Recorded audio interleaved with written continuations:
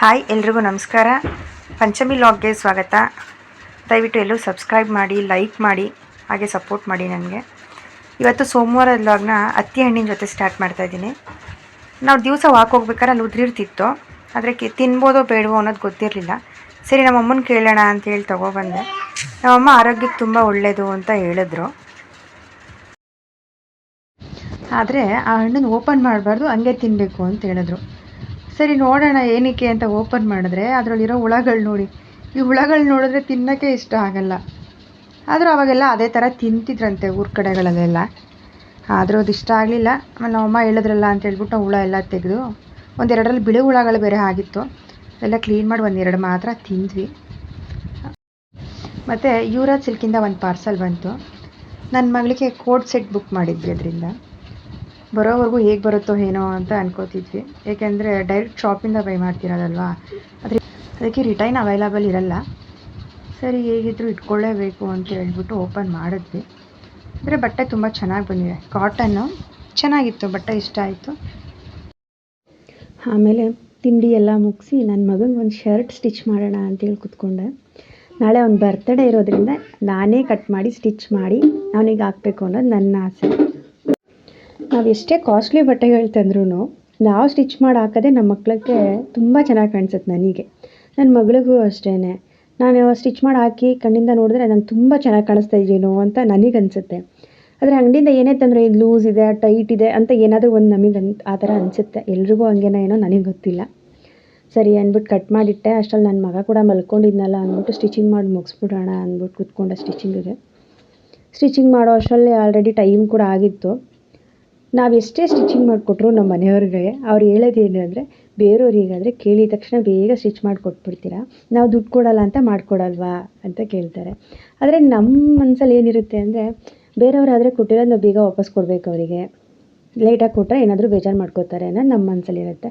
ಮನೆಯವ್ರಿಗಲ್ವಾ ಬಿಡು, ನಾಳೆ ಮಾಡೋಣ ಅಂತ ಅದು ಹಂಗೆ ಮುಂದಕ್ಕೆ ಹೋಗ್ಬಿಡುತ್ತೆ ಅಷ್ಟೇ. ಮತ್ತು ನಮಗೆ ಯಾವುದಾದ್ರೂ ಅರ್ಜೆಂಟಾಗಿ ಬ್ಲೌಸ್ ಬೇಕಾಗಿರುತ್ತೆ ನಮ್ಮದೇ. ನಾಳೆ ಯಾವುದಾದ್ರೂ ಒಂದು ಫಂಕ್ಷನ್ ಇರುತ್ತೆ, ನಮಗೆ ಇಷ್ಟವಾಗಿರೋ ಸೀರೆ ತೊಗೊಂಡಿರ್ತೀವಿ, ಅದು ಬ್ಲೌಸ್ ಸ್ಟಿಚ್ ಮಾಡಿರಲ್ಲ. ಆದರೆ ನಮಗೆ ಅದು ನಾಳೆ ಬೇಕು ಅಂತ ಅನಿಸಿದಾಗ ನಾವೇನು ಮಾಡ್ತೀವಿ, ನೈಟ್ 12 ಅಲ್ಲ 1 ಗಂಟೆ ಆಗಲಿ ನಿದ್ದೆಗೆಟ್ಟಾರು ಬ್ಲೌಸ್ ರೆಡಿ ಮಾಡಿ ನಾಳೆ ಮದುವೆಗಾಗಲಿ ಏನಾದ್ರು ಇನ್ನೊಂದು ಫಂಕ್ಷನ್ಗೆ ಹಾಕ್ಕೊಂಡು ಹೋಗಲೇಬೇಕು, ಹಂಗೆ ಮಾಡ್ತೀವಿ. ನಾನು ಒಬ್ಬಳೇ ಹಂಗೆ ಅಥವಾ ಬೇರೆ ಟೈಲರ್ಸ್ ಎಲ್ಲ ಹಂಗೇನಾ ಕಮೆಂಟ್ ಮಾಡಿ ಹೇಳಿ. ಆಮೇಲೆ ಸುಮಾರಷ್ಟು ಜನ ಟೈಲರ್ಸ್ಗಳು ಹೇಳೋದನ್ನ ಕೇಳಿದ್ದೀನಿ, ಬೇರೆ ಕಸ್ಟಮರ್ ಎಲ್ಲರನ್ನೂ ಸ್ಯಾಟಿಸ್ಫ್ಯಾಕ್ಷನ್ ಮಾಡ್ಬೋದು, ಅದೇ ನಮ್ಮ ಅಮ್ಮಂದಿರ್ಗಳಿಗೆ ಹೊಲಿದು ನಾವು ಸ್ಯಾಟಿಸ್ಫ್ಯಾಕ್ಷನ್ ಮಾಡ್ಸೋಕ್ಕಾಗಲ್ಲ. ಅದು ನಿಮ್ಮ ಅಮ್ಮಂದಿರಿಗೂ ಹಾಗೇನಾ ಹೇಳಿ. ಆಮೇಲೆ ಈ ಮನೇಲಿ ಚಿಕ್ಕ ಮಕ್ಳುಗಳಿದ್ರೆ ಅವ್ರ ಹತ್ರ ಏನೂ ಕೆಲಸ ಮಾಡ್ಕೊಳಕ್ಕಾಗಲ್ಲ. ಇವಾಗ ನಾನು ಅವ್ನು ಮಲಗಿಸಿರೋದ್ರಿಂದ ಸ್ವಲ್ಪ ಸ್ಟಿಚ್ ಮಾಡ್ಕೊಳ್ಳೋಕ್ಕೆ ಟೈಮ್ ಸಿಕ್ಕಿದೆ. ಈಗ ಅವನ ಎದ್ರೆ ಏನೂ ಮಾಡೋಕ್ಕೆ ಬಿಡಲ್ಲ, ಬಂದು ಮಿಷಿನ್ ಮೇಲೆ ಹತ್ತಿ ಕುತ್ಕೊಬಿಡ್ತಾನೆ. ಅವಾಗ ನಮಗೆ ಭಯ ಆಗ್ತಿರುತ್ತೆ, ಎಲ್ಲಿ ನೀಡಲ್ ಕೈ ಕೊಟ್ಬಿಡ್ತಾನೋ ಏನೋ. ಲೇಟಾಗಲ್ಲ, ಈ ಕಾಜಾ ಮಾಡೋದೇ ಸ್ವಲ್ಪ ಟೈಮ್ ಹಿಡಿಯುತ್ತೆ. ಅಂಗಡಿಗಳಲ್ಲಾದರೆ ಬೇಗ ಮಾಡಿಕೊಡ್ತಾರೆ, ಆದರೆ ಈ ಒಂದು ಶರ್ಟಿಗೆಲ್ಲ ಇಲ್ಲೆಲ್ಲೂ ಅಂಗಡಿಗಳ ಹತ್ರ ಇಲ್ದಿರೋದ್ರಿಂದ ನಾನು ಕೈಯಲ್ಲೇ ಮಾಡಬೇಕಾಗಿತ್ತು. ಅಷ್ಟರಲ್ಲೇ 1 ಗಂಟೆ ಬೇರೆ ಆಗಿಬಿಟ್ಟಿತ್ತು. ಇನ್ನು ಅವನು ಎಬ್ಬಿಸಿ ಅವನಿಗೇನಾದರೂ ಅಡುಗೆ ಮಾಡಿಕೊಡ್ಬೇಕಿತ್ತಲ್ಲ ಅಂತೇಳಿ ಸ್ವಲ್ಪ ಫಾಸ್ಟಾಗಿ ನಾನೇ ಕೈಯಲ್ಲೇ ಹಾಕ್ಬಿಟ್ಟೆ. ಫೈನಲಾಗಿ ಐರನ್ ಒಂದು ಬಾಕಿ ಇತ್ತು, ಮತ್ತೇನಕ್ಕೆ ಅದನ್ನು ಬ್ಯಾಲೆನ್ಸ್ ಇಟ್ಟರೆ ಮತ್ತು ಆಗೋದೇ ಇಲ್ಲ ಅಂತೇಳಿ ಫೈನಲಾಗಿ ಐರನ್ನು ಮಾಡಿ ಇಟ್ಬಿಟ್ಟು, ನನ್ನ ಮಗನ ಮಧ್ಯಾಹ್ನಕ್ಕೆ ಊಟಕ್ಕೋಸ್ಕರ ಒಂದು ಸಿಂಪಲಾಗಿ ಒಂದು ಎಗ್ ಆಮ್ಲೆಟ್ ಮಾಡೋಣ ಅಂತ ಅಂದ್ಬಿಟ್ಟು ಡಿಸೈಡ್ ಮಾಡಿದೆ. ಅದೇ ಎಲ್ಲ ಫಾಸ್ಟಾಗಿ ಆಗೋದು. ಸರಿ ಒಂದು ಸ್ವಲ್ಪ ಉಪ್ಪು ಖಾರದ ಪುಡಿ ಹಾಕ್ಬಿಟ್ಟು ಮಾಡಿಬಿಟ್ಟು, ಒಂದು ಕ್ಯಾರೆಟ್ ಇತ್ತು ಅದನ್ನು ಹಚ್ಬಿಟ್ಟು ಅವನಿಗೆ ತಿನ್ನಿಸ್ದೆ. ಆ ಒಂದು ಊಟದ ಕೆಲಸ ಆಯಿತು. ಮಕ್ಕಳಿಗೆ ಊಟ ಒಂದು ತಿನ್ನಿಸ್ಬಿಟ್ರೆ ಅರ್ಧ ಕೆಲಸ ಮುಗ್ದಂಗೆ ಅನಿಸುತ್ತೆ. ಯಾಕೆ ಅಂದರೆ ಮೇಲಕ್ಕೆ ಹೋಗು, ಕೆಳಗಡೆ ಬಾ, ಈಚೆ ಹೋಗು, ಅಲ್ಲೋಡಾಡಿಸು ಇಲ್ಲೋಡಾಡಿಸು, ಅದನ್ನು ತೋರಿಸು ಇದನ್ನು ತೋರಿಸಿ ತಿನ್ನಿಸೋ ಅಷ್ಟರಲ್ಲಿ ಫುಲ್ಲು ಸುಸ್ತಾಗ್ಬಿಡುತ್ತೆ. ಊಟ ಮುಗಿಬಿಟ್ರೆ ಒಂದು ಖುಷಿ, ಓಪ ಹೊಟ್ಟೆ ತುಂಬ ಊಟ ಮಾಡೋದ್ರಲ್ಲ ಬಿಡಿ, ಹಿಂಗಾದರೂ ಆಟ ಆಡ್ಕೊಳ್ಳಿ ಅಂತ ಅನಿಸುತ್ತೆ.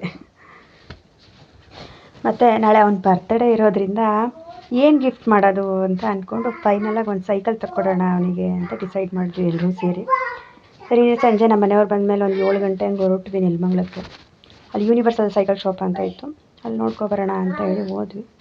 ಸೈಕಲ್ಸ್ ಏನೋ ಎಲ್ಲರೂ ಚೆನ್ನಾಗಿತ್ತು, ಆದರೆ ನಮಗೆ ಅದ್ರ ಬಗ್ಗೆ ಗೊತ್ತಿಲ್ವಲ್ಲ, ಯಾವ್ಯಾವ ಟೈಪ್ ಸೈಕಲ್ಗಳಿರುತ್ತೆ, ಟ್ಯೂಬಲ್ಲಿ ಯಾವ್ಯಾವ ಥರ ಇರುತ್ತೆ, ಅದೆಲ್ಲನೂ ಅವ್ರು ಹೇಳಿದ್ರು ಪಾಪ ನೀಟಾಗಿ, ಯಾವ್ದು ಚೆನ್ನಾಗಿ ಬಾಳಿಕೆ ಬರುತ್ತೆ ಅಂತೇಳಿ. ಕೊನೆಗೆ ಆಯಿತು ಅಂದ್ಬಿಟ್ಟು ನೀನು ಚಿಕ್ಕೋನಲ್ವಾ, ಒಂದು ಚೆನ್ನಾಗಿರೋದೇ ಫೈನಲಾಗಿ ಡಿಸೈಡ್ ಮಾಡಿ ತಗೊಂಡು ಬಂದ್ವಿ. ನಾವೆಲ್ಲ ಪರ್ಚೇಸ್ ಮಾಡಿ ಬರೋ ಅಷ್ಟರಲ್ಲಿ ರಾತ್ರಿ 10 ಗಂಟೆ ಆಗಿಬಿಟ್ಟಿತ್ತು ಆಲ್ರೆಡಿ.